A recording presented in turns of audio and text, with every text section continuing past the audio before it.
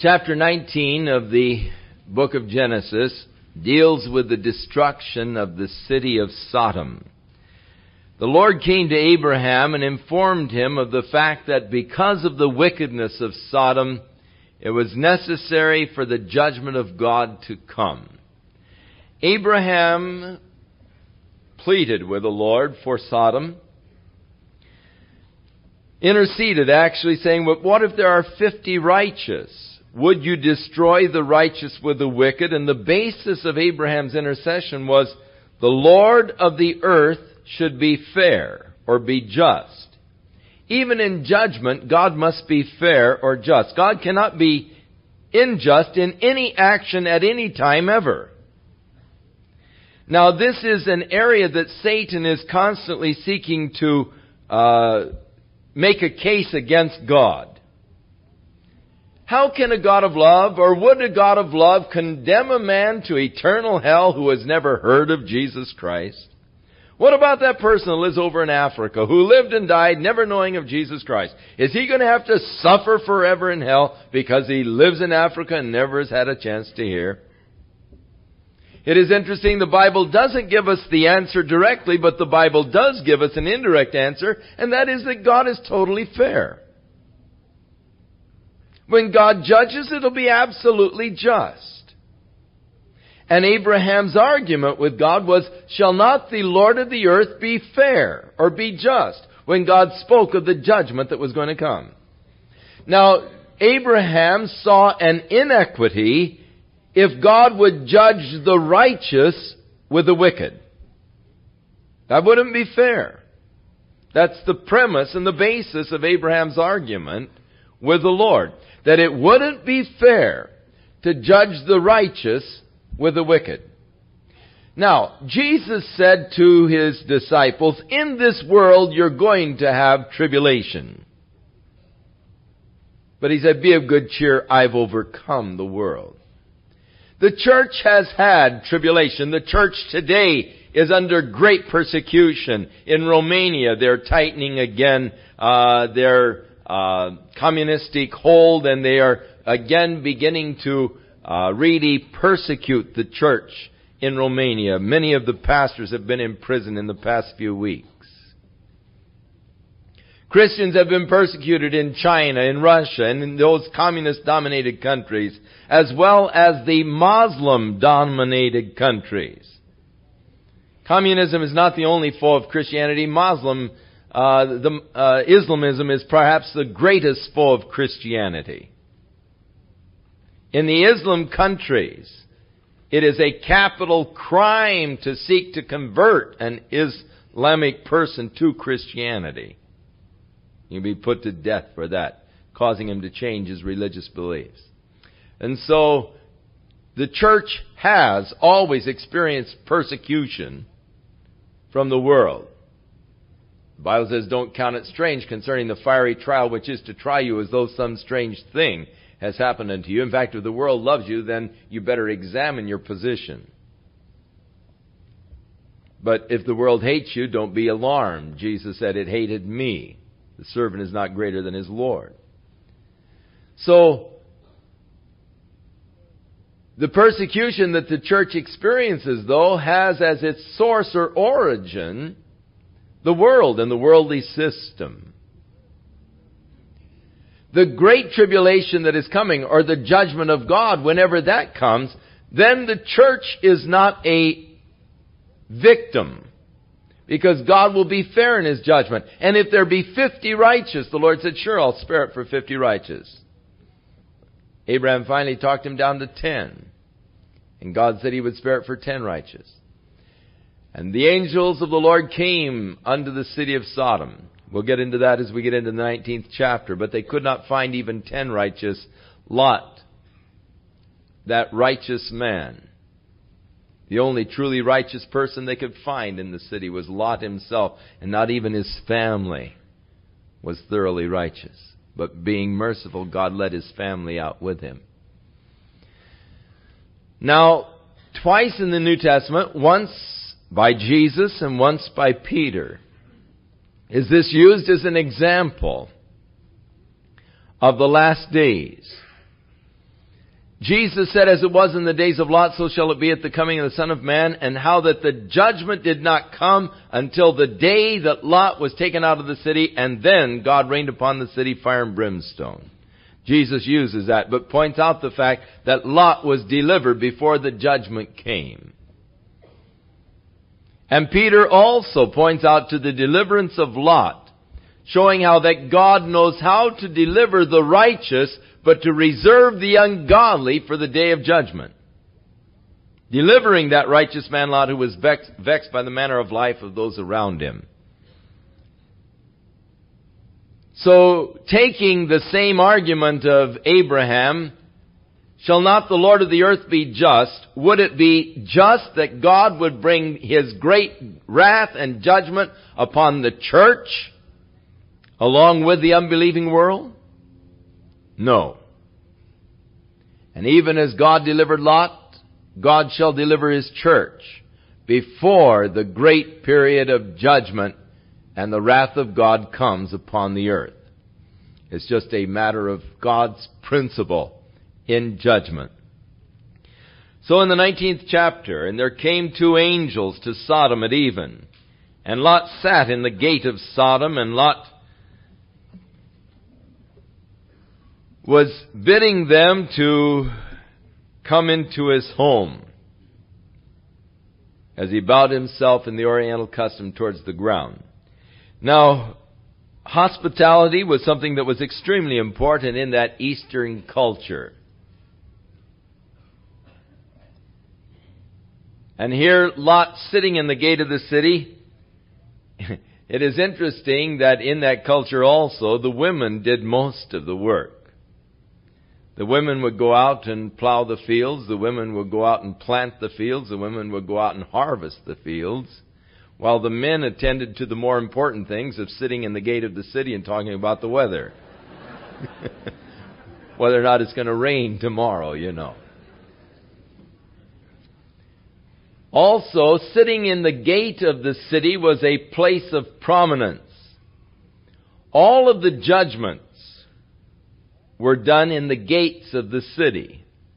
If there were conflicts between people, problems, they would come to the elders, the elder men, who would sit in the gate of the city, and the elder men would give judgments concerning the conflicts that had arisen. And thus, it was a place of honor and distinction to sit in the gate of the city. And so Lot, sitting in the gate of the city, saw these 2 men as they were coming at evening, bowing down to them in the Oriental custom. He invited them to turn in to the servant's house and tarry all night, to wash your feet, and rise up early and you can go on your way. And they said, no, we will abide in the street tonight. But Lot, knowing the conditions of the city and knowing the danger of such a thing, pressed upon them or constrained them greatly. And so they turned in unto him and entered into his house, and he made them a feast and did bake unleavened bread, and they did eat.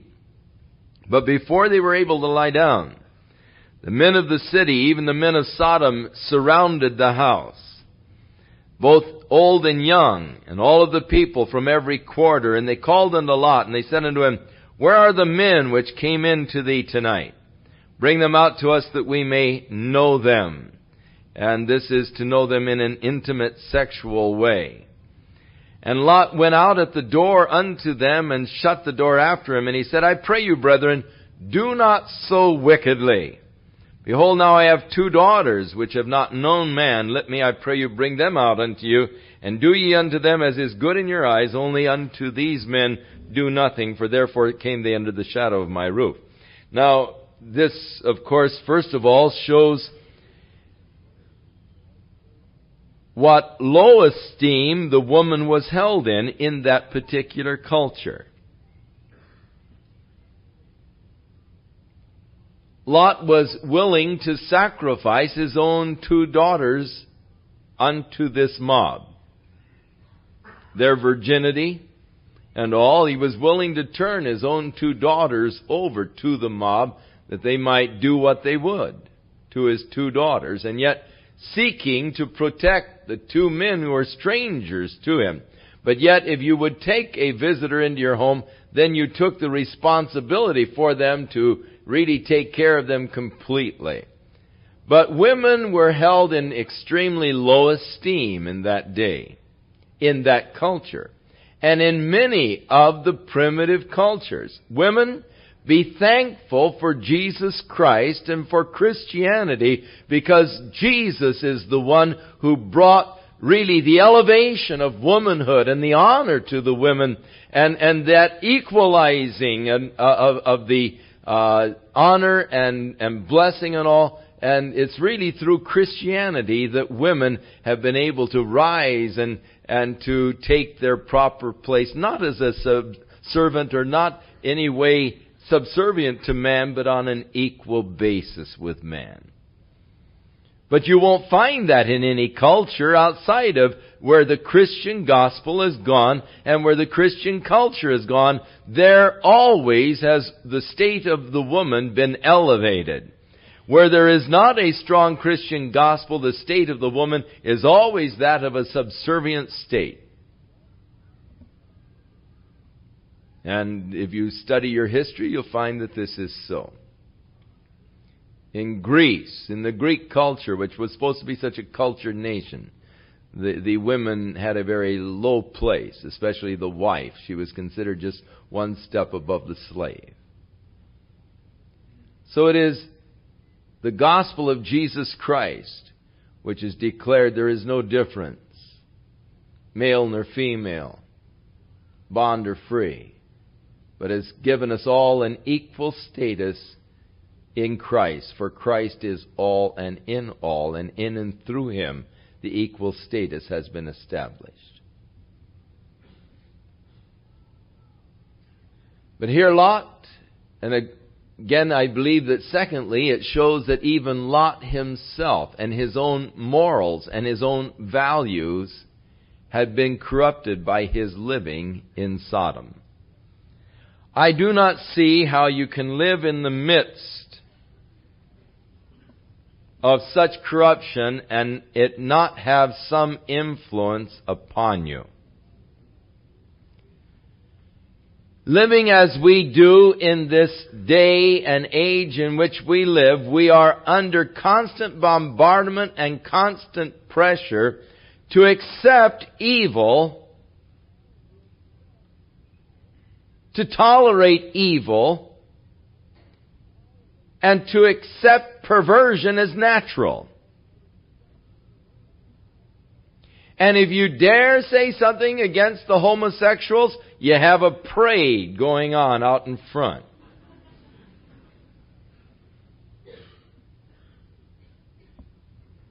They'll file suits and everything else.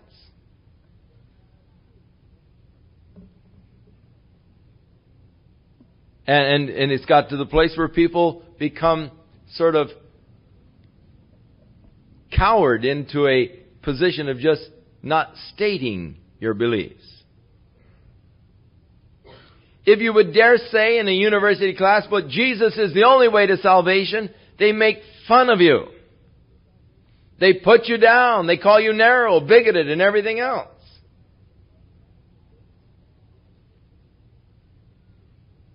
If you make any affirmation of faith and a belief in living a moral, pure, righteous life, then you're accused of being, a Victorian and living in the past and all of this because of the tremendous pressures. And so it's hard to live in the midst of a society that is so corrupt without it rubbing off a little on us. At least we don't speak out on the issues in which we should be speaking out because we feel sort of threatened. Now, Lot's own morals had been corrupted to the extent that he was willing to give his daughters over to be abused by these men. The gesture was not a fine gesture of Lot's. It was a gesture that showed his own moral depravity as the result of living in Sodom.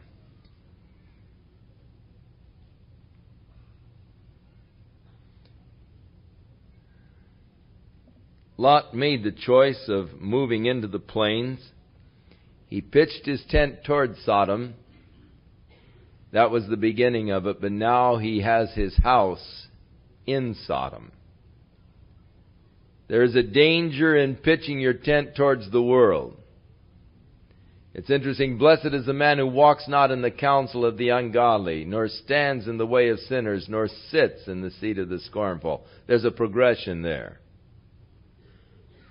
First of all, you're listening to the counsel of the ungodly. Next of all, you're standing around with them. And the next thing, you find yourself sitting in their company. Lot moved toward Sodom. Next, he was living in Sodom. But it had its effect upon his own life and upon his own moral values, the offering of his daughter to this crowd of men. But they weren't interested in his daughters. They were desiring these men that had come to Lot. And so Lot said, "Don't do this wickedness."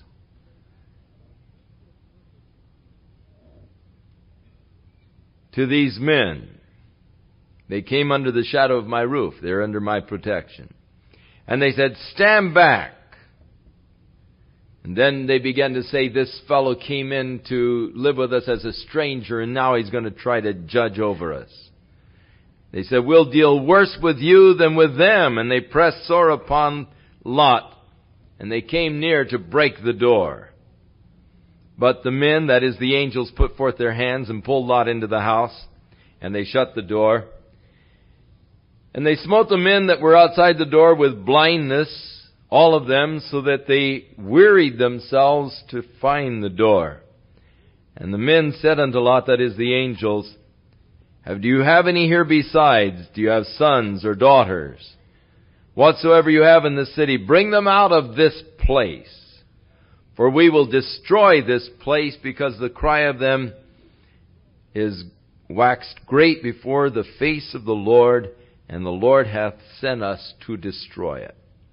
And Lot went out and spake unto his sons-in-law, which had married his daughters, and said, "Up, get out of this place, for the Lord will destroy this city." But he seemed as one that mocked unto his sons-in-law. Now, though Lot did not escape the pollutions of Sodom entirely, and the Bible gives testimony of him in Peter, that righteous man, referring to Lot, and it speaks about how he was vexed by the way people were living around him. Though he was strong enough, because of his early background and experiences with his uncle Abraham, to survive in this corrupt society, yet his living in the midst of the corrupt society cost him his family and the morals of his children. Now, there are sometimes I hear people say, "Well, I have my own philosophy that I live by. I don't need Christianity. It's just a crutch." I remember sitting one night with a man who was a plumber, and he was just one of these hard guys, and "I don't need any crutches, and Christianity is just a crutch, and I don't need it," going on and on. You know how he was a self-made man. He had his own philosophy, and he could get by, and all of this. Of course, he was drinking the whole while he was talking to me.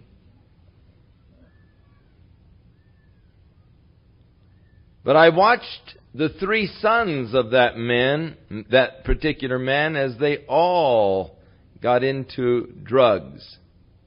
And I saw his sons totally destroyed by drugs. So where he might have been able to maintain in a society with his booze, his sons weren't able to maintain. And they all really just destroyed themselves with drugs.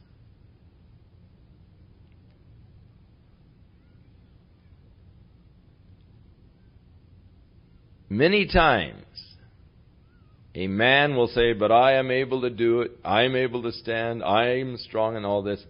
But really, unless you set a strong example, a spiritual example in your home, your children cannot withstand the pressures of the society and the day and the age in which we live, and you're really sacrificing your children to this corrupt world. You may have a philosophy, you may have that by which you can stand,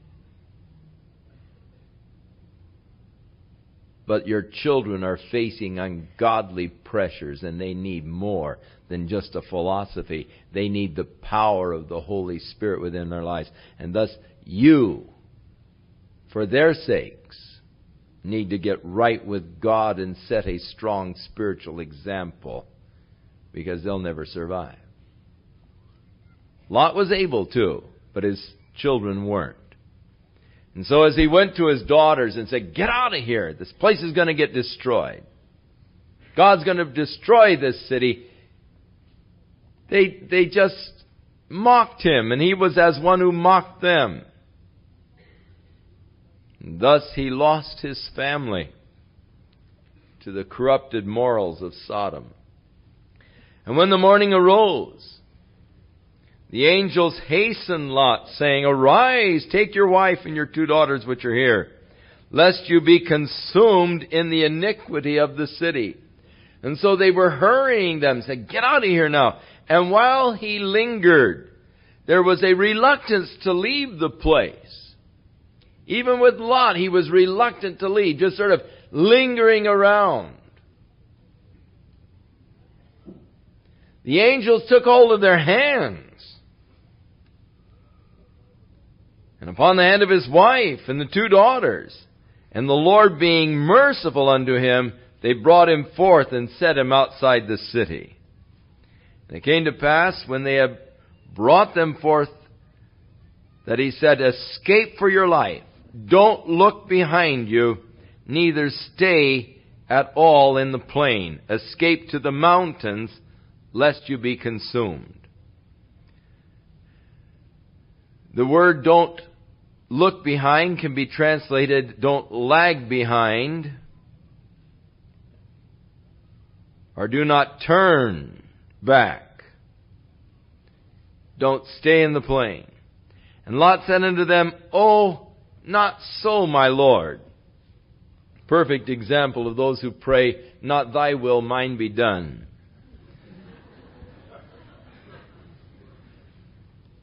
How inconsistent we are even in our language. "Not so, my Lord." Wait a minute. Lord is a title. And even he says, "Thy servant." He calls himself a servant, and yet Lord. And now he's arguing with the master. No, you don't argue with your master. If he's your Lord, you do what he says. If you're doing what he said, he is your Lord. If you're not doing what he said, he's not your Lord. And I don't care how much you say, "Oh, Lordy, Lordy," or "My Lord," or whatever. If you're not doing what he said to do, he's not really your Lord. Jesus said, "Why do you call me Lord, Lord, and yet you don't do the things I command you?" And so here is Lot in this perfect inconsistency. As they say, "Flee to the mountains, don't stay in the plains." He says, "Oh, not so, my Lord. Behold, now thy servant hath found grace in thy sight, and thou hast magnified thy mercy, which thou hast showed unto me, saving my life. And I cannot escape to the mountain, lest some evil take me and I die." Now he realized the Lord had delivered him out of the city before it's to be destroyed. But he can't trust the Lord to preserve him there in the mountains. And so, let me go to this little city over Zoar. It's the smallest of the 5 cities there in the plain. It's just a little city. In fact, the word Zoar means little. Let me go and stay in Zoar. And so the angels granted his request that he might flee to the little city that was nearby, the city of Zoar. And the angel said, "I've accepted you concerning this thing. I will not overthrow this city of which you have spoken. So hurry, escape there, for I cannot do anything till you have come within that city." There was the impending judgment, but yet it was to be withheld until Lot was safely out of danger. Even as there is an impending judgment of God hanging over the earth today, but it cannot come until the church has been safely placed out of danger. Hurry. Therefore the name of the place was called Zoar, which means small. Please turn cassette over at this time for side 2. And the sun was risen upon the earth when Lot entered into Zoar. And then the Lord rained upon Sodom and Gomorrah brimstone and fire from the Lord out of heaven. And he overthrew those cities, and all the plain, and all the inhabitants of the cities, and that which grew upon the ground. Now, this destruction could have been by volcanic action. Very possible, because there is evidence of volcanic eruptions in that area. A lot of evidence of that. There, of course, are tremendous salt deposits in that area. I mentioned this morning there is on the southern end of the west of the Dead Sea, there on the western side, there is a mountain of salt that is 700 feet high and 5 miles long. A mountain of salt. It isn't a sodium chloride, your table salt. It's more of the potassium nitrate, sodium nitrate. Vast deposits of salt, mountains of salt in that area that cannot be explained by slow sedimentation, but have to be explained by deposits through eruptions of some kind. The great overthrowing. Now, potassium nitrate is a particular salt if mixed with potassium permanganate. All you need is just a little glycerin poured upon it, and you've got fire and brimstone. You've got a 4th of July display. You've got fire shooting and spouting, and all it needs is just a little glycerin upon it to really set the whole thing off. The heavy water will respond upon the potassium permanganate, and the potassium nitrates will keep the thing really going and sputtering and sparking, and it's like a flare. It sputters and all. With all of the potassium nitrate in the area, potassium permanganate in the area. And of course, the area did have great asphalt deposits. Josephus calls the area, rather than the Dead Sea, he called it the Asphalt Sea, because of the tremendous asphalt deposits. So all it needed was just a spark from heaven to set things off.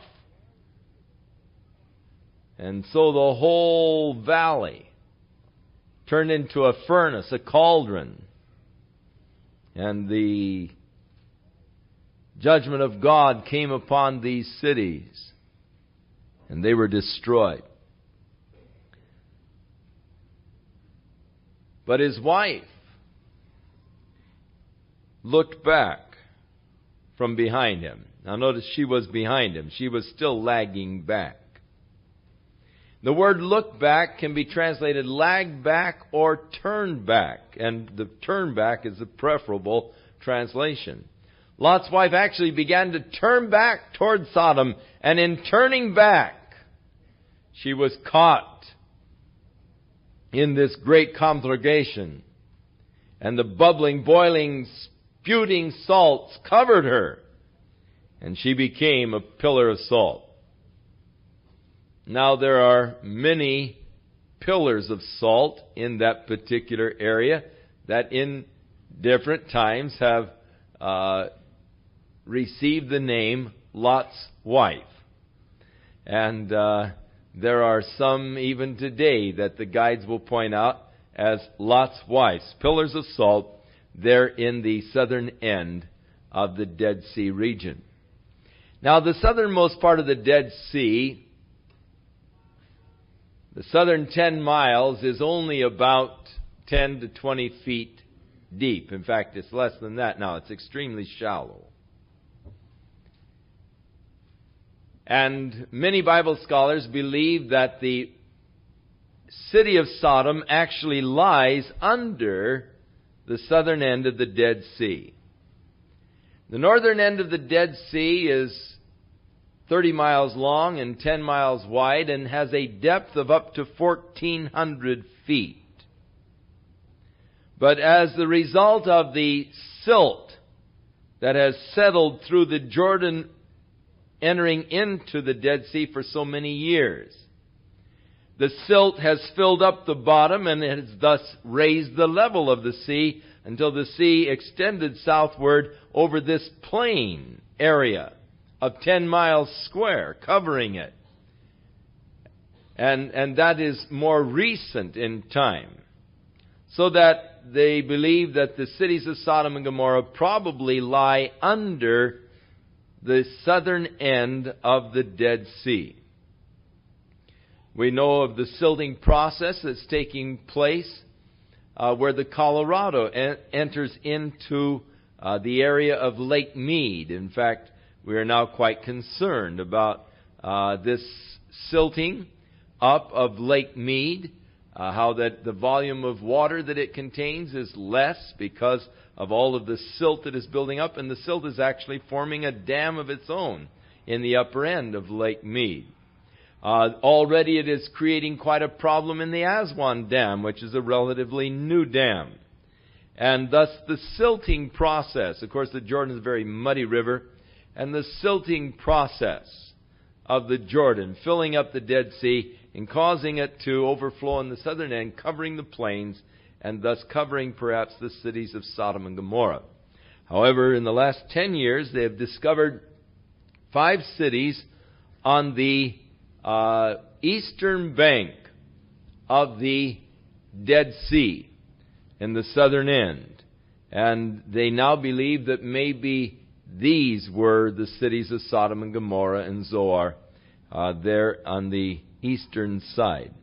But we, of course, are not certain on that, and it doesn't really make that much difference to the scriptural record, except that there is evidence of volcanic action. There is evidence of this great destruction of God as He rained fire and brimstone and salt upon this area. And Abraham got up early in the morning from the place where he stood before the Lord in his intercession. He looked toward Sodom and Gomorrah and toward all the land of the plain, and he beheld, and lo, the smoke of the country went up as the smoke of a furnace. Now, Abraham was living in Hebron, which is just about due west from the Dead Sea. And so in looking down, it isn't that many miles, maybe 10, 15 miles from Hebron as the crow flies to the Dead Sea. He saw the smoke coming up from the area of the plains like a great furnace. And it came to pass when God destroyed the cities of the plain that God remembered Abraham by sending Lot out of the midst of the overthrow when He overthrew the cities in which Lot dwelt. So the indication here is that it was because of Abraham that God spared Lot more than for Lot's sake himself. Now, again, turning to the New Testament, Jesus takes this incident and declares of His second coming, as it was in the days of Lot, so shall it be at the coming of the Son of Man. Luke's Gospel, chapter 17. When God overthrew the cities of the plain. And then Jesus said, remember Lot's wife. For he who will seek to save his life shall lose it. Now she was seeking to hold on to the old life of the world. She was turning back to the old life of the world. Seeking to save it, she lost her life. And so the warning of Jesus, remember Lot's wife, turning back to the world, seeking to save the old life of the world, will only destroy you. But he who will lose his life, Jesus said, the same will save it. Lose his life for my sake. And so, the reference of Jesus, Peter again refers to this, and it is also referred to in the book of Jude, how that God destroyed the city of Sodom and Gomorrah, them suffering the vengeance of everlasting fire. So Lot went up out of Zoar. He asked permission to stay in Zoar, but when he saw this judgment of God destroying the other cities, he became frightened. And he left Zoar and he went where the Lord told him to go in the first place, up into the mountains. He fled on up then into the mountains, and his 2 daughters with him, for he feared to dwell in Zoar. And he dwelled in a cave with his 2 daughters. Now we see the moral corruption of the 2 daughters that were saved. The firstborn said to the younger, "Our father is old, and there's no more men left upon the earth." They thought that the whole earth was destroyed. And thus man is going to be, civilization, man is going to be wiped out.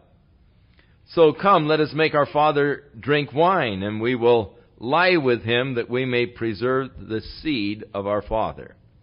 And so they made their father drunk that night, and the firstborn went in and lay with her father. He did not know when she lay down nor when she arose. And it came to pass on the next day that the firstborn said to the younger, "I was with my father last night. Let's make him drink wine again tonight, that you might lie with him, that we may preserve life, the life of our father, the seed of our father." And so they made their father drink wine that night also, and the younger arose and lay with him, and he perceived not when she lay down nor when she arose. And thus were both of the daughters pregnant from their father Lot.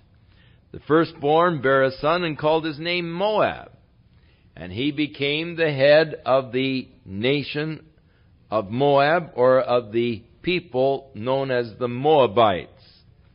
And the other daughter bare a son and called him Ben-Ami, and the same is the father of the children of Ammon. And so 2 nations, the Ammonites and the Moabites, came from Lot, and this relationship with his 2 daughters, of which he was unaware. But again, it shows the moral corruption had its effect upon Lot's family, and we see its effects all the way through. The effect of a polluted society, it's awfully hard to live in it and not be touched some way or another. Now we leave Lot. That's the end of him. We see that he does father a couple of nations, Moab and Ammon. It is interesting that Moab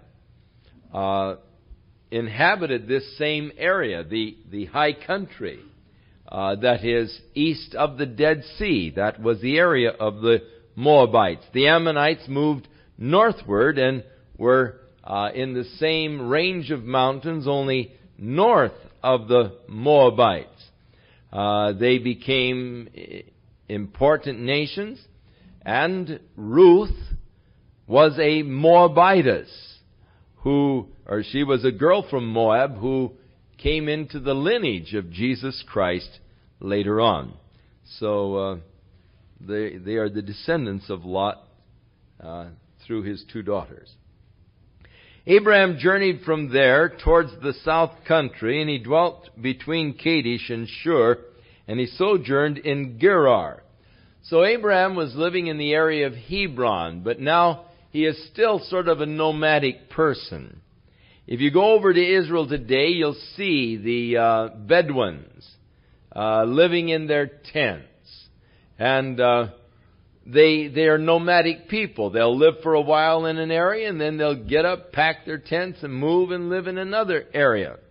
And Abram was living in tents. He never had a house to dwell in. Dwelt in tents as a Bedouin, as a stranger, as a sojourner.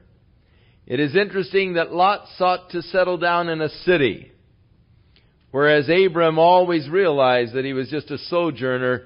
He was looking for a city which hath foundation, whose maker and builder was God. And he counted himself just a stranger and a pilgrim upon the earth. So Abram now is moving over into the country of the Philistines. Gerar is the area of the Philistines. And so Abram said of Sarah his wife, "She is my sister." And Abimelech the king of Gerar sent and took Sarah into his harem. Now, this is the second time this has happened. Abram did it when they went to Egypt years earlier. And he was rebuked by the Egyptian Pharaoh for doing such a thing.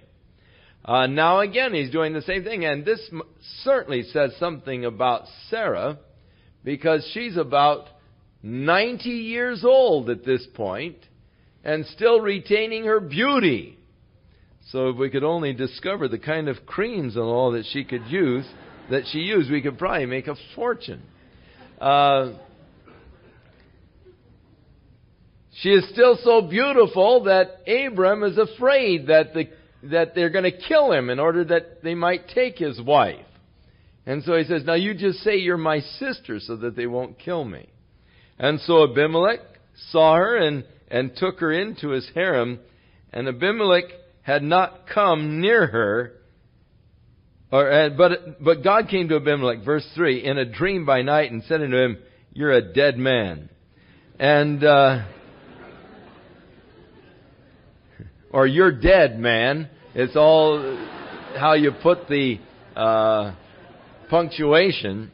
And in reality, if you'll notice, that's exactly what God said. That art but is inserted. That you notice it's in italics. It means that the translators inserted that because they didn't know the way we talk today. And God said, hey, you're dead, man. And and so Abimelech, he said, because of the woman which you have taken, she's another man's wife. But Abimelech had not come near her, and he said, Lord, will you also slay a righteous nation? Said he not unto me, she's my sister? And even she herself said, he's my brother. It was in the integrity of my heart and innocency of my hands I have done this. God evidently smote him with some kind of a deadly plague and says, hey, you've had it, man. You're dead, man. Because you've got a woman there who is another man's wife. And so he said, hey, Lord, I'm innocent. Hey, I didn't know. She said she was the sister, and that's what he said about her. And I'm innocent, Lord. I didn't really know. And God said, yes, I know that you did it in the integrity of your heart, for I also have withheld you from sinning against me. Therefore, I did not allow you to touch her. So God's hand working in the background. God not allowing him to touch Sarah. Now therefore, God said, restore the man his wife, for he is a prophet, and he will pray for you, and you will live. And if you don't restore her, know that you will surely die, and all that are yours. And therefore Abimelech rose early in the morning, and he called all of his servants, and he told these things in their ears, and the men were very frightened. Then Abimelech called Abram and said unto him, what have you done to us? And what have I done to you, that you've brought upon me and my kingdom this great sin? And thou hast done deeds unto me that ought not to be done. And Abimelech said unto Abram, what sawest thou that you've done this thing? In other words, man, what did I do to you that you do this to me? Why did you do this to us? And he is challenging the man of God. Abram is known as the father of those who believe. He is used throughout the Scripture as the classic example of men who believe God and the Word of God. And whenever the Bible wants to use a classic example of faith, it always points to Abraham. Because Abraham believed God and it was imputed unto him for righteousness. But you know, I like the honesty of the Bible. The Bible doesn't pretend at all that Abraham's faith was perfect. It tells us even of these lapses of faith. It is not faith for Abraham to say, hey, she's my sister. That's not really having faith in God. That's a lapse of faith. And somehow I get comfort from it. Because if Abraham's faith were totally perfect, then I think, oh, there's no chance for me. You know, if the guy was in everything just absolutely perfect, they say, well, sure, look how God blessed him. No wonder God blessed him. The guy's perfect. God bless perfect people. But Abraham was not at all perfect, though he is used as a classic example those who believe in God, what does it mean? It means that God will honor my little faith too. And God will bless me though I am imperfect also. It doesn't mean that my faith has to be perfect and constant and steadfast at all times, never wavering, never doubting, never fearing, never questioning. It means that God can bless me and God will bless me just because of my simple trust in Him, as faltering or as failing as it might be at times in certain circumstances. There are a lot of tests that I fail. God has put me to a lot of tests where I failed miserably. I went out of the classroom with an F. But He let me take the test again. And some of them I failed 2 or 3 times before I passed. God is gracious. And God is patient.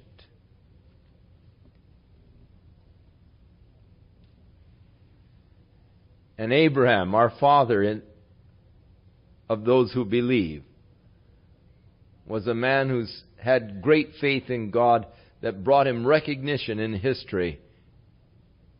And yet the faith was not perfect. Here we find him deceiving the king concerning his wife because of fear. Twice he was put to this test. Twice he failed on this particular test of faith. In the supreme test of faith, man, the guy passed with flying colors. Isn't it interesting how that we can have such great faith in some areas and then just turn right around and get totally wiped out?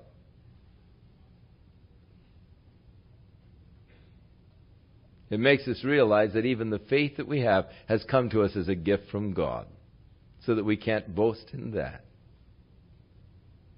So, the king is rebuking Abraham. What have you done, man? What have I ever done to you that you'd do this kind of a thing to me?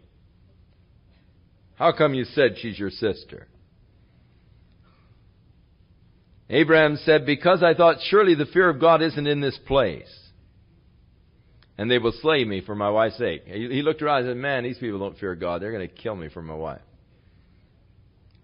And he said, indeed, she is my sister, for she is the daughter of my father, but she's not the daughter of my mother. So she was a half-sister to Abraham, and she became my wife. And it came to pass when God caused me to wander from my father's house that I said to her, this is the kindness which you will show to me. Every place where we go, say that he is my brother. And Abimelech took sheep and oxen and men servants and women servants, and he gave them to Abraham and restored Sarah his wife. And Abimelech said, behold, my land is before you. Dwell wherever you are pleased. And to Sarah he said, behold, I have given your brother 1,000 pieces of silver. Behold, he is to thee a covering of the eyes, unto all that are with thee, and with all others. And thus she was reproved. So Abraham prayed unto God, and God healed Abimelech, and his wife, and the maidservants, and they bare children, for the Lord had caused a barrenness to come to the house of Abimelech because of Sarah, Abraham's wife.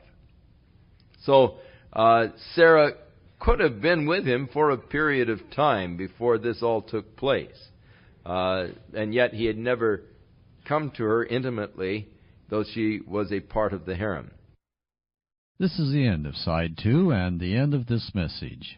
If you would like further information on tapes or our free catalog, contact the Word for Today. The address is P.O. Box 8000, Costa Mesa, California, 92628. Or you may reach us by our toll-free number, 1-800-272-WORD. That's 1-800-272-WORD.